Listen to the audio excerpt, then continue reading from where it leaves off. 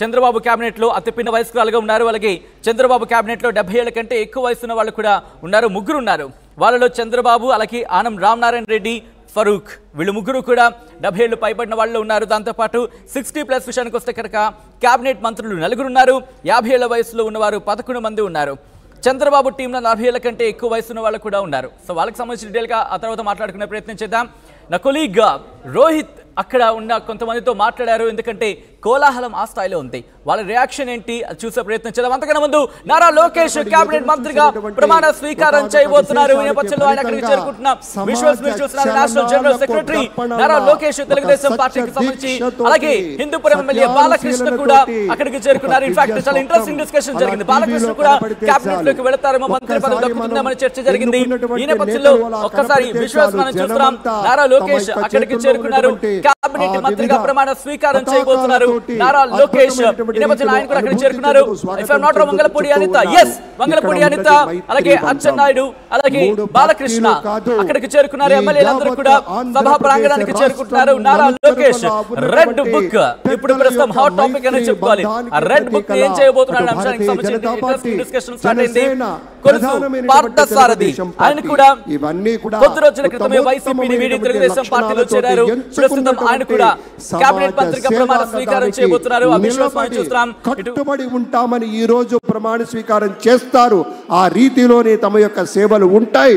మనమంతా చూడబోతూ ఉన్నాం. ఒక నిర్మలమైనటువంటి మనస్సుతోటి, ఒక స్పష్టత కలిగినటువంటి అధికారిగా మన చంద్రబాబు నాయుడు గారి విజన్ గురించి యావత్ ప్రపంచ నేతలే గొప్పగా చెప్తారు. అటువంటి నాయకుడు ఇవాళ మన ముఖ్యమంత్రిగా ప్రమాణ స్వీకారం చేయబోతున్నారు.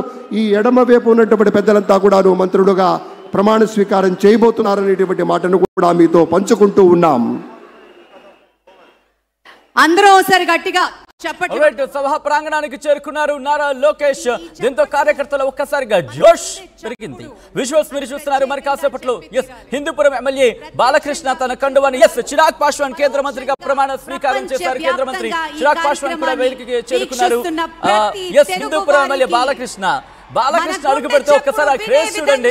ఆయన జస్ట్ ఇలా ఆయన అభివాదం చేస్తారు. ఆ క్రేజ్ మీరు చూడొచ్చు. ఒక్కసారిగా ఏదో బూస్ట్ బోర్నమెంట్ అన్ని కలిపి కొట్టినట్టుంది వాళ్ళను. జై శ్రీ పవన్ కళ్యాణ్, జై శ్రీ నరేంద్ర మోదీ. అద్భుత అద్భుత. ప్రజలు పెట్టుకున్న విశ్వాసాన్ని నిలబెట్టుకుంటూ శ్రీ నారా చంద్రబాబు నాయుడు గారు వేసే అడుగులు ఈసారి మరింత బలంగా ఉండబోతున్నాయి.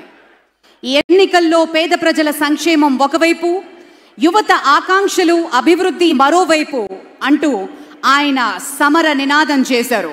అందుకే చంద్రబాబు నాయుడు గారి సారథ్యంలో కూటమి ప్రజలు ఇంతటి గొప్ప మ్యాండేట్కి ఇచ్చారు. ఏపీకి మరోసారి ముఖ్యమంత్రిగా పగ్గాలు చేపడుతున్న చంద్రబాబు నాయుడు గారికి ప్రజలందరూ కలిసి సుస్వాగతం పలకడానికి 1000 కళ్ళతో, 1,00,000 కళ్ళతో, 1,00,00,000 కళ్ళతో ఎదురు చూస్తున్న శుభతరుణం. బాబు గారు వస్తున్నారు. అమరావతి పిలుస్తోంది. కంపెనీలు క్యూ కడుతున్నాయి. ఉద్యోగాలు తరలి వస్తున్నాయి. అభివృద్ధి పరుగులు పెడుతోంది. నవ్యాంధ్ర sun rise city, the sun rise state of ఇండియాగా మరి కొన్ని రోజుల్లో అనౌన్స్ చేసుకుంటూ గర్వించతగ్గ శుభతరుణం ఆసన్నమైంది. అదెంతో దూరం లేదు.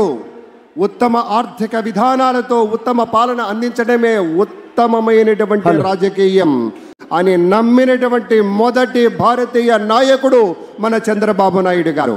మీకు గుర్తుండే ఉంటుంది, ఉమ్మడి ఆంధ్రప్రదేశ్ ముఖ్యమంత్రిగా పనిచేస్తున్న కాలంలో 1998లో అమెరికాలోని ఇలినాయిస్ వెళ్ళినప్పుడు అక్కడి గవర్నర్ జి మెడ్గార్ మన చంద్రబాబు గారి గౌరవార్థం ప్రతి ఏటా సెప్టెంబర్ 24వ తేదీని నాయుడు డేగా ప్రకటించారంటే ఆయన విజన్ ఏంటో అర్థం చేసుకోవచ్చు.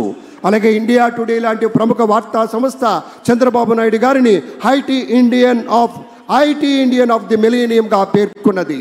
మరొక శుభవార్త ఎన్ని చెప్పుకున్నా కూడా తక్కువగానే ఉంటాయి. ఎకనామిక్ టైమ్స్ వార్తా సంస్థ బిజినెస్ పర్సన్ ఆఫ్ ది ఇయర్గా చెప్పింది. టైమ్ ఆసియా సంస్థ south Asian of the year అంది. అమెరికాకు చెందిన వెరాకిల్ కార్పొరేషన్